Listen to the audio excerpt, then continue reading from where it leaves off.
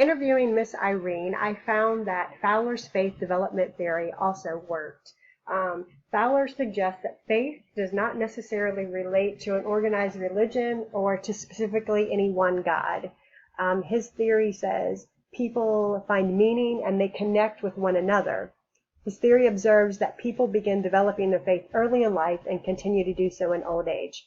I find this true with Miss Irene, as she was raised in a Catholic home, attended Catholic school, and even though she had a rebellious spirit, those inner godly developed characteristics and morals have gone on with her whole life. She is now at a state where she is universally concerned with the well-being of all humankind. She has moral areas in her life that she does offer the world kindness, and she's generativity, and she developed those things through her faith. Within this theory, I do believe there are limitations. We have religion versus relationship.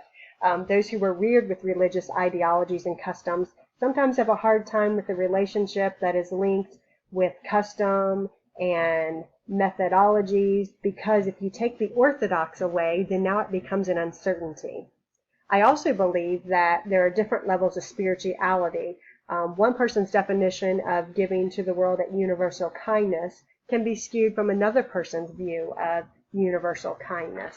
So I do think there are some limitations to Fowler's theory.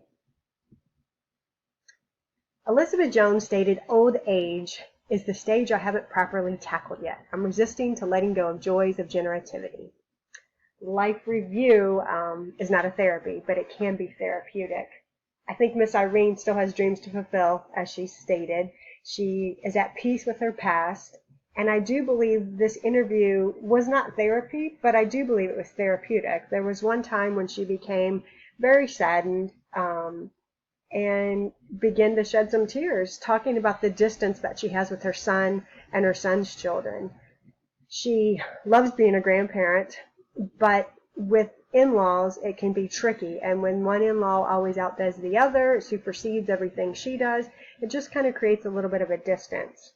It gave us a moment to reflect and kind of do some narrative therapy, explaining the assets that she has given to this world and to her family. She's the matriarch, and she continues to love them unconditionally.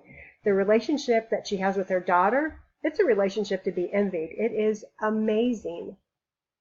Her son is distant, but she's done her best, and she knows as long as she continues to do her best, she can find peace with that. She lives a beautiful, good life. She definitely has lived a life that she thrives in.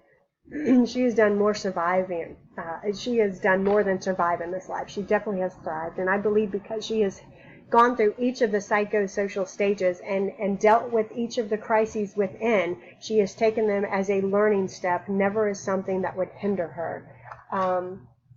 When I finished with her, I really felt the life she has lived and the life she has left is such a gift, and she cherishes it. And I think she would tell us to live it to the fullest and never stop dreaming. I am so blessed to know Miss Irene, and I think kudos to her for taking everything that life has given her. And she has reached this 8th stage, and she can live an integral life and live out the rest of her life fulfilling her dreams in peace and happiness. Kudos to you, Miss Irene.